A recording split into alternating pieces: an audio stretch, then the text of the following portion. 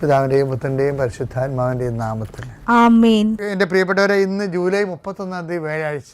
അമ്മേ പരിശുദ്ധമേ, അമ്മേ പരിശുദ്ധമേ, ദൈവമാതാവേ, ദൈവമാതാവേ, കൃപാസനത്തിലൂടെ ഞങ്ങൾക്കും ഞങ്ങളുടെ ദേശത്തിനും അമ്മ മധ്യസ്ഥം തേടി തന്ന എല്ലാ അനുഗ്രഹങ്ങൾക്കും കൃപകൾക്കും ഞങ്ങളിപ്പോൾ ഹൃദയം നിറഞ്ഞ നന്ദി പറയുന്നു. അമ്മേ പരിശുദ്ധമേ, ദൈവമാതാവേ, 2004 ഡിസംബർ 7-ാം തീയതി ഉച്ചകഴിഞ്ഞ് 2:30 കൃപാസനത്തിൽ സംഭവിച്ച അമ്മയുടെ പ്രത്യക്ഷപ്പെടലിനെ കുറിച്ച് തിരുസഭയ്ക്ക് സമർപ്പിച്ചിരിക്കുന്ന പഠനരേഖകളുടെ മേൽ സഭാത്മകമായ പഠനം ആരംഭിക്കുവാൻ ഞങ്ങൾ പ്രാർത്ഥിക്കുന്നു. അമ്മേ പരിശുദ്ധമേ, ഭൂസ്വർലോകങ്ങളുടെ രാജ്ഞിയായ അങ്ങേയ്ക്ക് ഭൗമ സംരക്ഷണത്തിനായി പ്രപഞ്ചപ്രകൃതിയെ തന്നെ തിരുസഭ പ്രതിഷ്ഠിക്കുവാൻ ഈ പ്രത്യക്ഷീകരണ വഴി ഇടയാക്കണമേ. പരിശുദ്ധമ്മേ, ജപമാല മാതാവേ, സകല കൃപാസനം പ്രാർത്ഥനകളോടും ചേർത്ത് ഞങ്ങളിപ്പോൾ പ്രാർത്ഥിക്കുന്ന ഈ കുടുംബത്തിന്റെ പ്രത്യേക നിയോഗം.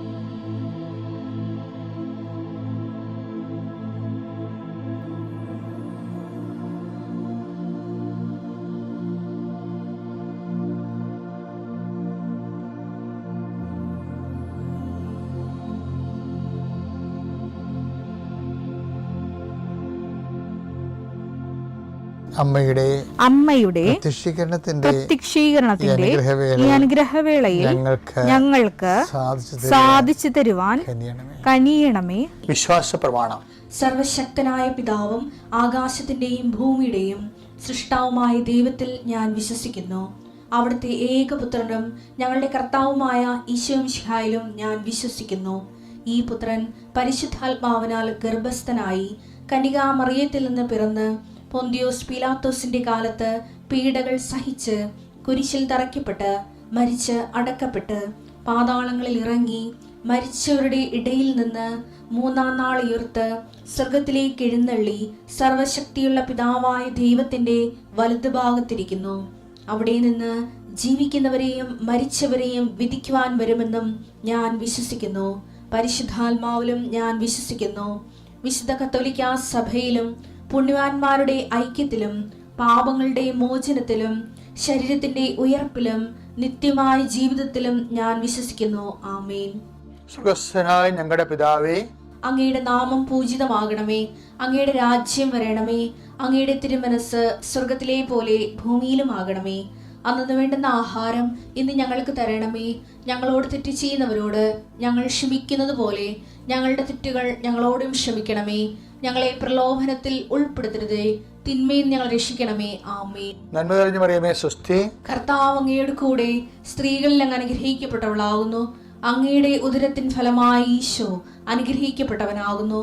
പരിശുദ്ധ മറിയമേ, തമ്പുരാന്റെ അമ്മേ, പാപികളായ ഞങ്ങൾക്ക് വേണ്ടി ഇപ്പോഴും ഞങ്ങളുടെ മരണസമയത്തും തമ്പുരാനോട് അപേക്ഷിക്കണമേ. ആമേൻ. രാവിലെയുള്ള പ്രാർത്ഥനയ്ക്ക് നമ്മൾ ഓരോ ദിവസത്തിന് വേണ്ട ഡെയിലി ബ്രെഡാണല്ല ഇത്. അപ്പം നിങ്ങൾ ഇപ്പോൾ ഓരോരോ സ്ഥലങ്ങളിലേക്ക് പോകത്തില്ലേ, അപ്പോൾ ഓരോരോ വിഷയങ്ങളിൽ ഏർപ്പെട്ടില്ലേ. ഇപ്പോൾ ഉദാഹരണത്തിന് ഭവന നിർമ്മാണ തടസ്സമാണ്. അപ്പം നിങ്ങൾ അതിൻ്റെ സ്കെച്ചും പ്ലാനും രാവിലെ പ്രാർത്ഥനയ്ക്ക് കൊണ്ടുവരണം. അച്ഛൻ കുറിച്ചെടുക്കുമ്പോൾ തന്നെ ആദ്യം ഡോക്യുമെൻ്റ് പ്രാർത്ഥനയാണ്ട സമയമായിരിക്കും. നിങ്ങളുടെ സ്കെച്ച് പ്ലാനുകളും നിങ്ങളുടെ എല്ലാ രേഖകളും കർത്താവിൻ്റെ ദിവസം സമർപ്പിക്കുന്നു എന്ന് പറയും. അതുപോലെ നിങ്ങളുടെ യാത്ര, വിദേശ യാത്രയ്ക്കൊക്കെ പോകണവരില്ലേ, അവിടെ ടിക്കറ്റുകൾ എടുക്കണം. ടിക്കറ്റുകൾ, പാസ്പോർട്ട് രാവിലെയുള്ള ഡെയിലി ബ്രെഡ് പ്രാർത്ഥനയുടെ സമയത്ത് അപ്പോൾ തന്നെ പരീക്ഷയ്ക്ക് പോകുന്നവർ അതിൻ്റെ ഹോൾ ടിക്കറ്റ് എടുക്കണം.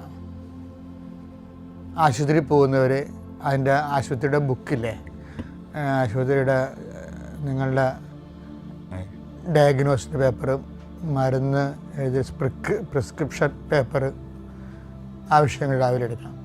ആ മേഖലകളിലെല്ലാം കർത്താവിനത് പരിശുദ്ധമ്മയുടെ മാധ്യസ്ഥത്തിൽ ഇത് ഉടമ്പടി പ്രാർത്ഥന തന്നെ മറ്റൊരു അതിൻ്റെ ഭാഗമായിട്ട് വരുന്നതാണ്. അവർക്ക് വീഞ്ഞില്ല എന്ന് അമ്മ പറയുന്നിടത്ത് വെച്ച് മനുഷ്യൻ്റെ ഭൗതിക ആവശ്യങ്ങളുടെ മേൽ ദൈവത്തിൻ്റെ ശ്രദ്ധ ക്ഷണിച്ചുകൊണ്ട് കർത്താവിൻ്റെ അതിൻ്റെ അകത്ത് ഉൾപ്പെടുത്തി ആ വിഷയം നമ്മളെപ്പോലെ ദൈവത്തിൻ്റെ ആക്കിയെടുക്കുന്ന ഒരു സമർപ്പണ പ്രാർത്ഥനയാണ് രാവിലെ ഈ രേഖാപ്രാർത്ഥനയൊക്കെ ഉള്ളത്, ആ വിഷയം.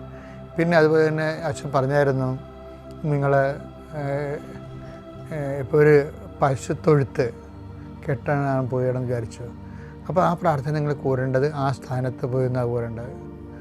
അടുക്കള കെട്ടുന്നവരും എസ്റ്റർ എടുക്കുന്നവരും കാർ ഷെഡ് ചെയ്യുന്നവരും ഒക്കെ ഈ പ്രാർത്ഥന അവരുടെ ആ ഉദ്യമമില്ല. ഇപ്പോൾ ഈ നിലവിലിരിക്കുന്ന ഉദ്യമം എന്താണ്? ചിലപ്പോൾ ഒരു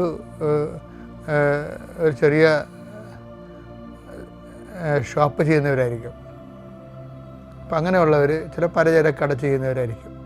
ചിലപ്പോൾ അതിന് കച്ചവടം ഇല്ലാതിരിക്കുന്ന അവസ്ഥയായിരിക്കും. അപ്പോൾ നിങ്ങൾ ആ പ്രാർത്ഥന കച്ചവട സ്ഥലം അടുത്താണെങ്കിൽ, കച്ചവട പീടിയൊക്കെ അടുത്താണെങ്കിൽ ആ ഷോപ്പിൽ പോയി നിന്ന് ആണ് ഈ പ്രാർത്ഥന കൂടേണ്ടത്. അപ്പോൾ എന്താണ് നിങ്ങൾ അനുഭവിക്കുന്ന പ്രയാസം, അത് ആ വിഷയവുമായിട്ട് ബന്ധപ്പെടുത്തി വേണം ഈ പ്രാർത്ഥന. അങ്ങനെ ഗുരുതരമായ വിഷയങ്ങളിരിക്കുന്നവർ, ഇപ്പോൾ കോടതിയിലെ കേസ് നടക്കണില്ലേ, അപ്പോൾ കേസ് നടക്കുന്നുണ്ടെങ്കിൽ കേസിൻ്റെ സമൻസ് ഉണ്ടെങ്കിൽ അത്, അതുപോലെ തന്നെ വക്കീലിന് കൊടുത്തിരിക്കുന്ന വക്കാലത്ത് ആ കേസിൻ്റെ അതിൻ്റെ കോപ്പി, എന്താണ് കോടതിയുടെ കോപ്പി കയ്യിലുള്ളത് അത് കയ്യിലുണ്ടാകണം. സ്ഥലം അളക്കുക, സ്ഥലം കൊടുക്കുക എന്നുള്ളത് എന്തെങ്കിലും പ്രമാണം ഉണ്ടായാൽ മതി കയ്യിൽ. അതിൻ്റെ എഗ്രിമെൻറ്റ് പേപ്പർ, പിന്നെ ഇൻ്റർവ്യൂവിനൊക്കെ പോവുകയാണെങ്കിൽ അതിൻ്റെ സർട്ടിഫിക്കറ്റ് കയ്യിലുണ്ടാകണം, ഫയലുണ്ടാകണം.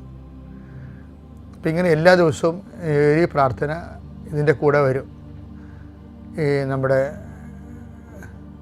രാവിലെയുള്ള ഡെയിലി ബ്രെഡ് പ്രാർത്ഥനയുടെ കൂടെ ഈ വിഷയങ്ങൾ രേഖകൾ സമർപ്പിക്കുന്ന സമർപ്പണ പ്രാർത്ഥന ഉണ്ടാകും. അത് നിങ്ങൾക്ക് മുട്ടനിക്കാൻ പറ്റുന്നൊരു മുട്ടയെന്ന് തന്നെ അത് പ്രാർത്ഥിക്കണം. ആദ്യത്തെ ഭാഗം അച്ഛൻ കുരിശെടുക്കുമ്പോൾ തന്നെ ഉള്ളത് ആദ്യമേ തുടങ്ങുന്നത് ഇതുപോലെയുള്ള രേഖകളെ സമർപ്പിക്കുന്ന പ്രാർത്ഥനയാണ്. അതിനുശേഷമാണ് പിന്നീട് രോഗികളെയൊക്കെ സംബന്ധിച്ച് ജീവിത വിഷയങ്ങളെ സംബന്ധിച്ച് പോകുന്നത്. ഒന്ന് ശ്രദ്ധിച്ചാൽ മതി, അതായത് അപ്ഡേഷൻസാണ് വന്നിരിക്കുന്നതാണ്. നമുക്ക് പ്രാർത്ഥിക്കാം. രേഖകളുള്ളവരൊക്കെ രേഖകൾ കയ്യിലെടുക്കുക. കർത്താവിൻ്റെ ഉന്നതമായ നാമത്തിന് സ്തോത്രം ചെയ്യുന്നു. കർത്താവിൻ്റെ വിശുദ്ധ പൗരോഹിത്യത്തെ മഹത്വപ്പെടുത്തണമേ. കർത്താവ് സഭയിലുള്ള സാന്നിധ്യം ദൃഢമാക്കണം. 39 വർഷം ഞാൻ അർപ്പിച്ച കൃപാന്റെ യോഗ്യതയാണ്. കൃപാസ്ഥാനത്താരെ ജീവനോടെ പ്രത്യക്ഷപ്പെട്ട പരിശുദ്ധ അമ്മയുടെ മാധ്യസ്ഥത്തിലെ ഇന്നത്തെ യാത്രകളെ ആശീർവദിക്കുന്നു. കർത്താവ് രോഗികളെ ആശീർവദിക്കുന്നു. ഉച്ച മുതൽ ഉള്ളംകാല് വരെ ഓരോ രോഗങ്ങളെ പീഡ അനുഭവിക്കുന്നവരും ഉറക്കമില്ലാത്തവരെയും കർത്താവ് ഇന്നലെ ഉറങ്ങിയിട്ടില്ലാത്ത മക്കളെ ആശീർവദിക്കുന്നു. കർത്താവേ, കുടലിലെ കുരുക്കൾ, അൾസർ രോഗങ്ങൾ കർത്താവിൻ്റെ വിശുദ്ധമായ രക്തം കഴുകപ്പെട്ട് പ്രാർത്ഥിക്കുന്നു. ഹൃദയത്തിൻ്റെ ബ്ലോക്കുകൾ ഓപ്പറേഷൻ നിശ്ചയിച്ചിരിക്കുന്നവരെ, സ്കാനിങ് റിപ്പോർട്ടിന് വേണ്ടി സ്കാൻ ചെയ്യാൻ പറഞ്ഞിരിക്കുന്നവരെ, എക്സ്റേ എടുക്കാൻ പറഞ്ഞിരിക്കുന്നവരെ, അവരെല്ലാം സങ്കടപ്പെടുന്നവർ എല്ലാ മക്കളെയും അങ്ങേക്ക് ഞാൻ ഏൽപ്പിച്ച് പ്രാർത്ഥിക്കുന്ന കർത്താവേ. വിവാഹം ഒത്തുവരാത്തവർ കർത്താവെ, ഇതുവരെക്കും അഡ്മിഷൻ കിട്ടാത്തവരെ, ഇതുവരെക്കും അഡ്മിഷന് ആവശ്യമായ പണം കിട്ടാത്തവരെ, ഓരോരോ വിഷയങ്ങളിൽ വല്ലാത്ത വേദന അനുഭവിക്കുന്നവരെ കർത്താവിൻ്റെ തിരുസന്നിധിയിൽ പ്രാർത്ഥിക്കുന്നു. കൂടെ ആ അപേക്ഷ സംഭവിക്കുകയും വർഷങ്ങളായിട്ട് മക്കളില്ലാതിരിക്കുകയും ചെയ്യുന്നവരെ, ഞങ്ങൾക്ക് ഈ ജന്മത്തിൽ മക്കളുണ്ടാകുമോ ഇല്ലയോ എന്ന് ഓർത്തിട്ട് വേദനപ്പെടുകയും ഇനി എന്തിനാണ് ജീവിച്ചിട്ടുള്ളത് വിചാരിച്ചത്, ഈ മക്കളില്ല എന്നുള്ള വിചാരത്തിൽ ജീവിതം മൊത്തം പോയെന്ന് പറഞ്ഞാൽ മൗഢ്യമായിരിക്കുന്ന വിഡ്ഢികളുടെ സഹോദരിയിരിക്കുന്നവരെ കർത്താവെ, അവരെ അങ്ങ് സ്പർശിക്കണം പ്രാർത്ഥിക്കുന്നു. അവർക്ക് കർത്താവെ, അവർക്ക് നിലനിൽപ്പിൻ്റെ വരം നൽകണമെന്ന് പ്രാർത്ഥിക്കുന്നു. അവരുടെ ജീവിതത്തിൽ അങ്ങ് സ്പർശിക്കുന്നവരെ, അടയാളങ്ങൾ അവരെ കാണുന്നവരെ കർത്താവിൻ്റെ കരുണ നിങ്ങൾ ആവശ്യപ്പെട്ട് പ്രാർത്ഥിക്കുന്നു. ജീവിത വൃത്തിക്ക് വേണ്ടി വിഷമിക്കുന്നവരെ കർത്താവെ, അവരുടെ കടങ്ങൾ സാമ്പത്തിക കടങ്ങൾ പരിഹരിക്കുന്നതിന് വേണ്ടി കണ്ണീരോടെ അലയുന്നവരെ, ഓരോരോ വാതിലും മുട്ടുന്നവരെ, എന്നിട്ടും തുറക്കാതെ അവൻ കണ്ണീരോടെ പിന്തിരിയുന്നവരുടെ മേൽ കർത്താവിൻ്റെ കാരുണ്യം ചൊരിയട്ടെ. പരിശുദ്ധ അമ്മ അവിടെ കരഗ്രഹിക്കട്ടെ. അവിടെ നീ നടക്കേണ്ട വഴി നിന്റെ മുഖത്ത് നോക്കിയാൽ ഉപദേശിക്കുന്ന ദൈവത്തിൻ്റെ കരുണ നിന്നെ ആവശ്യിക്കുകയും നീ എന്തിനു വേണ്ടിയാണോ, ആരെക്കുറിച്ചാണോ, എന്തിനെക്കുറിച്ചാണോ നീ ആകുലപ്പെടുന്നത്, ആ വിഷയം, അത് കേസായാലും, മക്കളായാലും, പരീക്ഷയായാലും, പ്രാർത്ഥനയായാലും, വിവാഹമായാലും, ഭവനമായാലും, ഭവനമില്ലാത്ത അവസ്ഥയായാലും, എന്തെല്ലാം കാര്യങ്ങളെക്കുറിച്ചുകൊണ്ട് നീ വേദനിക്കുന്നുവോ ആ മേഖലകളിലെല്ലാം ഈ ദിവസം ദൈവത്തിൻ്റെ കരുണ ചൊരിയട്ടെ. എൻ്റെ കൃപ ഞാൻ അർപ്പിക്കുന്ന കൃപാന്റെ ശക്തിയാൽ നീ ഈശോയുടെ സാന്ത്വനം അനുഭവിക്കട്ടെ. നിത്യം പിതാവും പുത്രനും പരിശുദ്ധാനുമായ സർവ്വേശ്വരനെ നയിക്കുവാമേ.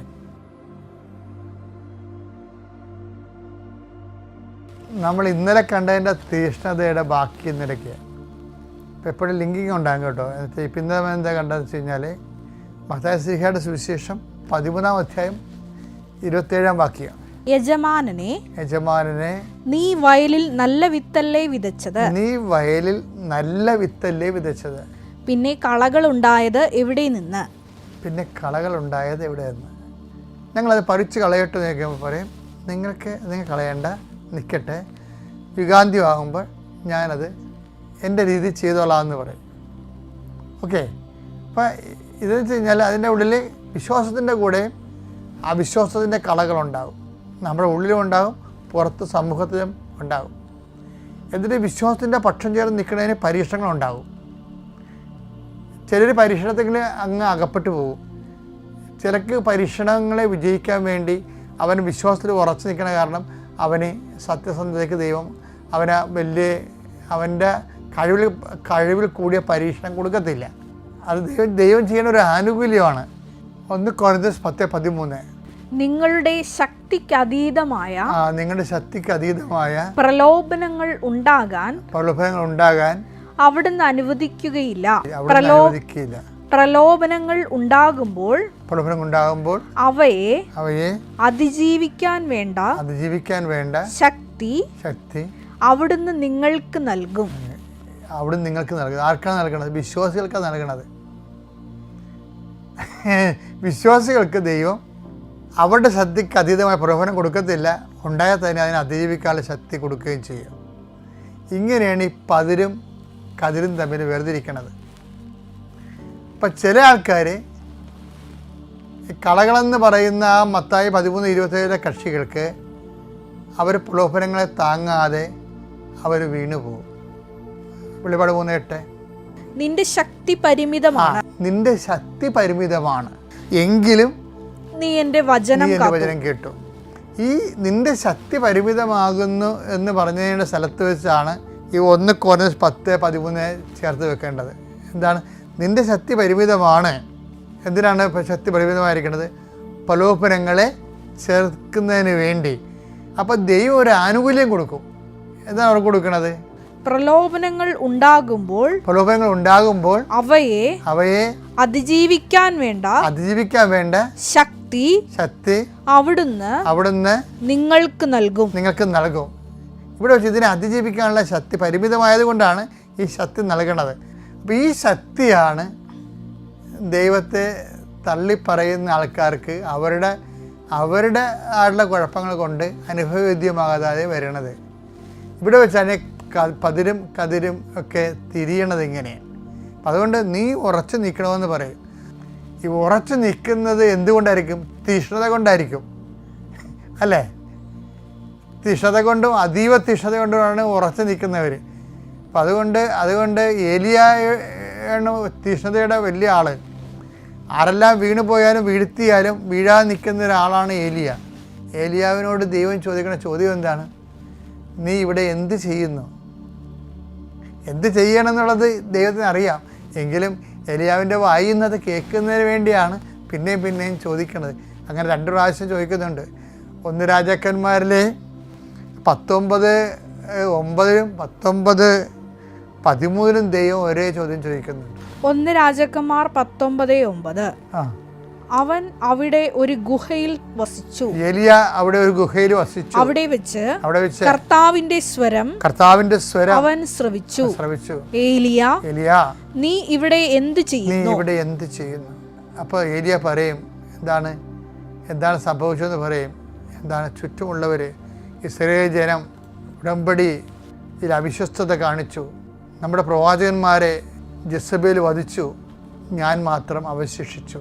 ഈ ഞാൻ മാത്രം അവശേഷിച്ചു എന്ന് 2 പ്രാവശ്യം ഏലിയ പറയുന്നുണ്ട്. 1 രാജാക്കന്മാർ 19-11 വായിച്ചേ. അവൻ പ്രതിവചിച്ചു സൈന്യങ്ങളുടെ ദൈവമായ കർത്താവിനെ പ്രതി ഞാൻ അതീവ തീക്ഷ്ണതയാൽ ജ്വലിക്കുകയാണ്. ഇസ്രായേൽ ജനം അവിടുത്തെ ഉടമ്പടി ലംഘിച്ചു. അതാണ് നമ്മുടെ നല്ല കാര്യങ്ങൾക്കെല്ലാം കൂടെ നിന്ന ചില ആൾക്കാരും നമുക്കൊരു മോശം ടൈം വരുമ്പോൾ അവരങ്ങനെ എന്താ ഞാൻ അങ്ങോട്ട് നീങ്ങട്ടെ എന്ന് ചോദിക്കത്തില്ലേ, അതുപോലെ ഓരോരുത്തരും പോകുന്നുണ്ട്. അതാണ് ഇത്രയും തീക്ഷ്ണമായിട്ട് ഏലിയ പറയണത്. നീ ഇവിടെ എന്ത് ചെയ്യണമെന്ന് ചോദിക്കുമ്പോൾ പറയും, ഞാൻ എൻ്റെ ദൈവമായ കർത്താവിനെ കുറിച്ചുള്ള തീക്ഷ്ണതയായി ജ്വലിക്കുകയാണ്. ഇസ്രായേൽ ജനം അങ്ങനെ ഉടമ്പടി ബ്രേക്ക് ചെയ്തു, വിശ്വസ്ത കാണും. പിന്നെ എന്താ പറയണത്? അവർ അങ്ങയുടെ ബലിപീഠങ്ങൾ തകർത്തു. അങ്ങയുടെ അവര് കുർബാന നടക്കത്തില്ലേ? അതാണ് ഈ സംഭവം. നമുക്ക് എന്തെങ്കിലും നക്കാപ്പിച്ച് നമ്മൾ ചോദിച്ച കാര്യം ദൈവം തന്നില്ല എന്നുണ്ടെങ്കിൽ അപ്പം നമ്മളൊന്ന് കുർബാന മുടക്കത്തില്ലേ? അപ്പം ഒരുത്തൻ കുർബാന മുടക്കണ കാണുമ്പോൾ കൂടെ നിൽക്കണവനും മുടക്കും, ഒരുത്തൻ കുർബാന മുടക്കണ കാണുമ്പോൾ കൂടെ നിൽക്കണവനും മുടക്കും. അവർ തങ്ങളുടെ ബലിപീഠങ്ങൾ തകർത്തു. അങ്ങയുടെ പ്രവാചകന്മാരെ വാളിനിരയാക്കുകയും ചെയ്തു. നമ്മുടെ അച്ഛന്മാരെയൊക്കെ പള്ളിയിൽ വീട്ടിലിരുന്നുകൊണ്ട് എപ്പോഴും പള്ളി കമ്മിറ്റിയിലും മറ്റു സംഘടനകൾ പ്രവർത്തിക്കുന്നവർ അവരുടെ കുഞ്ഞുമക്കളെ കേൾക്കുകയും പള്ളിയിലെ അച്ഛന്മാരെ കുറിച്ചൊക്കെ തോന്നിവാസങ്ങൾ പറയുകയില്ലേ. അവർ തങ്ങളുടെ പ്രവാചകന്മാരെ, ചില അച്ഛന്മാരായാലും ശരി ആരായാലും ശരി, അവർക്ക് മാനുഷികമായിട്ട് ബലഹീനതയൊക്കെ ഉണ്ടാകാം. പക്ഷേ അതേസമയം തന്നെ സ്ഥിരമായിട്ട് അച്ഛന്മാരെ വിമർശിക്കുന്നവരുടെ കുടുംബങ്ങളിൽ നിന്ന് കൊടിയ നിരീശ്വരന്മാരുണ്ടാകും. നിങ്ങളുടെ മക്കളുടെ ഹൃദയത്തിൽ നിന്ന് പ്രഭു അങ്ങനെ നല്ല വിത്തല്ലേ വിതച്ചത്, കടകൾ എങ്ങനെ ഉണ്ടായി. ഇപ്പം ദൈവം വിതക്കുമ്പോൾ വീട്ടിലുള്ളവർ തന്നെ അത് എടുത്ത് മാറ്റും. ഇപ്പം കാറ്റഗിസത്തിൻ്റെ ദിവസങ്ങളിൽ കല്യാണത്തിന് മക്കളെയും പിടിച്ചുകൊണ്ട് പോകുന്ന അമ്മമാരില്ലേ, അപ്പോൾ അമ്മമാരുടെ മുമ്പിൽ പിള്ളേർക്ക് മനസ്സാകും കാറ്റഗിസത്തിന് വലിയ കാര്യമൊന്നുമില്ല, അമ്മയല്ലേ ദൈവം അവരുടെ. അപ്പോൾ അതുകൊണ്ട് അമ്മമാർ തന്നെ, ഇപ്പം നിങ്ങളെ മക്കൾ കഞ്ചാവാണ്, മക്കളെ പോലീസ് പിടിച്ചു, അവനൊന്നും ചെയ്തില്ല വെച്ചാൽ എന്നൊക്കെ നിലയം പിടിച്ച് വരികയല്ലേ. അപ്പോഴൊക്കെ ഞാൻ അവരോട് ചോദിക്കും, നിങ്ങൾ നല്ല കാലത്ത് ഈ കുഞ്ഞുങ്ങൾക്ക് ദൈവപേടി കൊടുക്കാതെ അടിയന്തരത്തിന് അനിയത്തിൻ്റെ കല്യാണം മനസ്സമ്മതം എന്നൊക്കെ പറഞ്ഞുകൊണ്ട് കാറ്റഗിസം മുടക്കി ഇതിനൊക്കെ വലിച്ചുകൊണ്ട് പോകണില്ലേ. അതിപ്പോൾ എന്ത് ചെയ്യും? ഇപ്പം അന്ന് അവരുടെ ഉള്ളിൽ നിന്ന് ദൈവം നിങ്ങളെ എടുത്ത് കളഞ്ഞു. അത് ശത്രു ചെയ്ത പണിയാണെന്ന് കളകൾ വിതച്ചു. അതിനേക്കാൾ പ്രധാനപ്പെട്ടാണ് മനസ്സമ്മതം എന്ന് പറഞ്ഞുകൊണ്ട് വിളിച്ചുകൊണ്ട് പോകും. അപ്പം നമുക്കറിയത്തില്ല, പിന്നീട് ഇത് തിരിച്ചു വരും എല്ലാം കൂടി. അപ്പം നമ്മൾ താങ്ങത്തില്ല, ജയിലിൽ പോയി കാണേണ്ടി വരും. അതാണ് പ്രശ്നം. ആരും കുറ്റം പറഞ്ഞിട്ട് കാര്യമില്ല. അപ്പം അതുപോലെ തന്നെ എപ്പോഴും ശ്രദ്ധിക്കണേ, ഇപ്പം ഇങ്ങനെ വരുമ്പോൾ മറ്റുള്ളവരൊക്കെ ഇങ്ങനെ ചെയ്യുമ്പോൾ നമുക്കും അങ്ങനെ ചെയ്യാൻ തോന്നും. അതുകൊണ്ടാണ് ഈ ഏരിയ പ്രത്യേകം പറയണത്, ഇങ്ങനെയൊക്കെ സംഭവിച്ചു, കൂടെ നേരൊക്കെ പോയി, ഞാൻ മാത്രം അവശേഷിച്ചു. അപ്പോൾ ദൈവത്തിനുസന്നിധി ചിലപ്പോൾ 99 പോയെന്ന് വരും. അപ്പോഴും നീ മാത്രം അവശേഷിക്കാൻ വേണ്ടി നിനക്കും എനിക്കും വേണ്ടി എഴുതിയ സുവിശേഷമാണിത്. ഞാൻ മാത്രം അവശേഷിച്ചു. പ്രാർത്ഥിക്കുക. കർത്താവായ ദൈവമേ, എല്ലാ തരത്തിലുള്ള പ്രലോഭനങ്ങളും ആത്മീയ വീഴ്ചകളും വിശ്വാസ തകർച്ചകളും സംഭവിക്കുമ്പോഴും ഏലിയായെ പോലെ വിശ്വാസത്തിന്റെ പേരിൽ ദൈവസ്നേഹത്തിന് വേണ്ടി നിലനിൽക്കുവാൻ അതിജീവിക്കുവാൻ അവശേഷിക്കുവാൻ എന്നെ അഭിഷേകം ചെയ്യണമേ. Praise the lord. അത്യപൂർവ ദൈവാനുഭവങ്ങൾ ഇനി നിങ്ങൾക്കും സ്വന്തം. ഈ യൂട്യൂബ് ചാനൽ ഇതുവരെ സബ്സ്ക്രൈബ് ചെയ്തിട്ടില്ലെങ്കിൽ ഇപ്പോൾ തന്നെ സബ്സ്ക്രൈബ് ചെയ്യുക. ഈ വീഡിയോ ഇപ്പോൾ തന്നെ നിങ്ങളുടെ സുഹൃത്തുക്കൾക്ക് ഷെയർ ചെയ്തുകൊണ്ട് കർത്താവിൻ്റെ പ്രേക്ഷിതരാകുക.